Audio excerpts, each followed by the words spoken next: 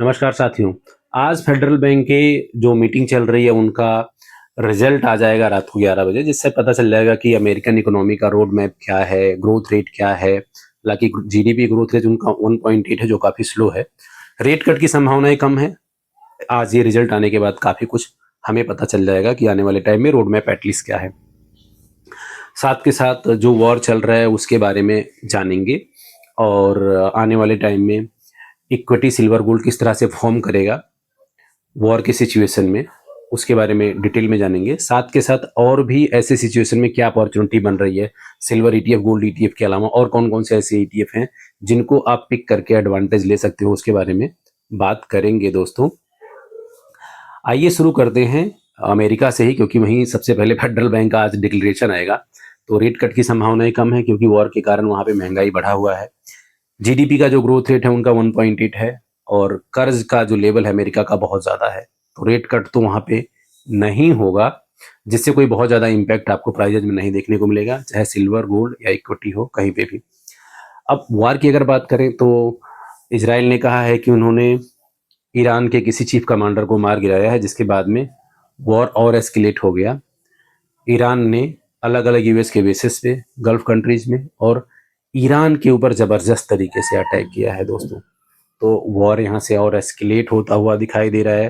Trump कह रहे हैं कि वॉर खत्म हो जाएगा, लेकिन उनको ये नहीं पता है, क्योंकि वॉर अब ईरान के कंट्रोल में है। स्टेट ऑफ हॉर्मुज पे उसका पूरा कंट्रोल है, और वो जहां चाह रहा है वहां पे मिसाइल और ड्रोन से हमला कर रहा है दोस्तों। तो ये वॉर कंटिन्यू चलता हुआ दिखाई दे रहा है, जिससे इंडिया पर बहुत ज़्यादा इम्पैक्ट पड़ रहा है। अगर मैं बात करूं इंपोर्ट की, तो वहाँ पे इंपोर्ट का कॉस्ट बढ़ गया है, जिससे फिजिकल डेफिसिट आने वाले टाइम में दिखाई दे सकता है।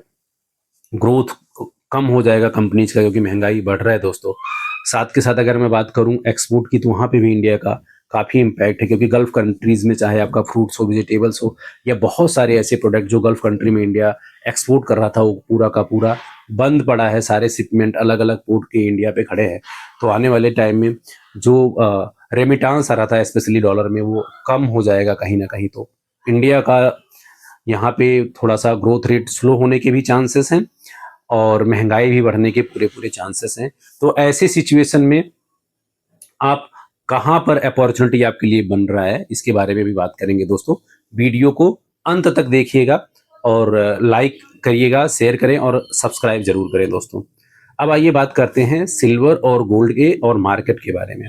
अगर मैं अभी सिल्वर की बात करूं तो वो $80 के ऊपर ट्रेड हो रहा है। गोल्ड 5000 के ऊपर ट्रेड हो रहा है दोस्तों। इन दोनों कमोडिटीज ने वॉर की सिचुएशन में भी अपने सपोर्ट लेवल को नहीं ब्रीच किया है। सिल्वर जहां 80 के ऊपर ही एवरेज ऑन एवरेज ट्रेड हो रहा है, वहीं गोल्ड 5000 के ऊपर ट्रेड हो रहा है। अगर मैं सपोर्ट लेवल की बात करूं तो सिल्वर को $78 पे सपोर्ट है, और रेजिस्टेंस लेवल $86 है। अगर 86 को तोड़ेगा तो ऊपर जाएगा। हालांकि वॉर के कारण प्रोडक्शन में कमी आई है, चाहे सोलर पैनल हो, ईवी व्हीकल्स हो, या अदर जो जहां पे सिल्वर का यूज था इंडस्ट्रियल प्रोडक्ट में। लेकिन दूसरी तरफ डिफेंस के इक्विपमेंट, चाहे मिसाइल हो या ड्रोन हो, या अब और भी कंट्रीज डिफेंस के ज्यादा से ज्यादा इक्विपमेंट को इंपोर्ट करना, खरीदना चाहेंगे, तो वहां पे उस तरफ डिमांड आपको हायर साइड दिखेगा। सप्लाई ऑलरेडी शॉर्टेज है, तो आने वाले टाइम में आपको यहाँ लॉन्ग टर्म प्रोस्पेक्ट बना रहेगा। गोल्ड की बात करें तो गोल्ड कहीं ज्यादा मजबूत दिखाई देता हुआ पड़ रहा है। यहाँ पे 5000 का सपोर्ट लेवल अभी भी उसमें है। अगर वो ब्रीच होता है तो $4900, और जो उसका रेजिस्टेंस लेवल है वो $5100 का है। 5100 ब्रेक करेगा तो वहां से ऊपर जा सकता है दोस्तों।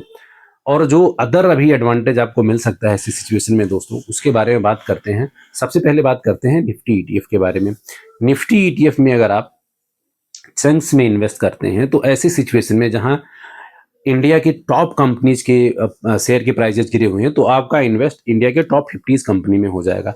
वहां पे आपका रिस्क मिनिमाइज हो जाएगा, रिटर्न के चांसेस ज्यादा रहेंगे। क्योंकि अगर वहां एक कंपनी नहीं भी परफॉर्म कर रहा है, तो टॉप 50 में कुछ कंपनीज करेंगी, तो ओवरऑल रिटर्न आपका अच्छा रहेगा। तो लॉन्ग टर्म का प्रोस्पेक्ट लेकर के आप निफ्टी का ईटीएफ में कर सकते हैं कुछ पोर्शन आप मिड कैप में कर सकते हैं। मिड कैप में सेम एज इट इज आपका कॉन्सेप्ट है, वो मिड कैप कंपनीज में जाएगा, और लॉन्ग टर्म में वहां आपका प्रोस्पेक्ट बना रहेगा। रिटर्न के मामले में अगर बात करें, सेम जो तीसरा अभी मेजर अपॉर्चुनिटी है दोस्तों, वो डिफेंस सेक्टर में है।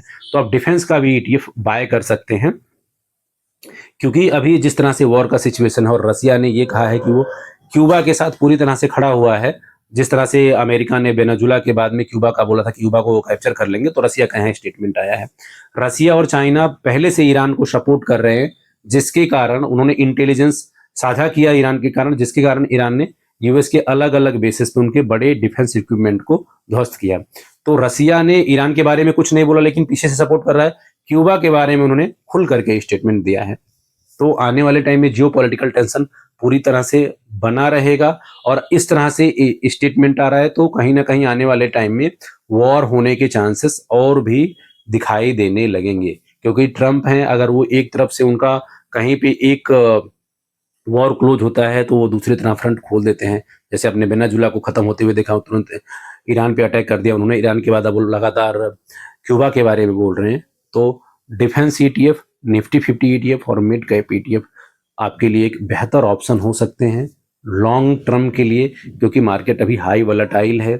सिल्वर और गोल्ड की प्राइजेस एक तरह से आप देखोगे तो स्टेबलिश दिखाई दे रहे हैं, कंसोलिडेट होते हुए दिखाई दे रहे हैं। जिस तरह से क्रूड ऑयल के भाव बढ़े, लगातार मनी शिफ्टिंग हुआ है डॉलर इंडेक्स में, यूएस के ट्रेजरी में, क्रूड ऑयल में, उसको बावजूद भी उनके प्राइजेस में आपको मजबूती देखने को मिली। हालांकि वो सेम लेवल पे ही अभी घूम रहे हैं।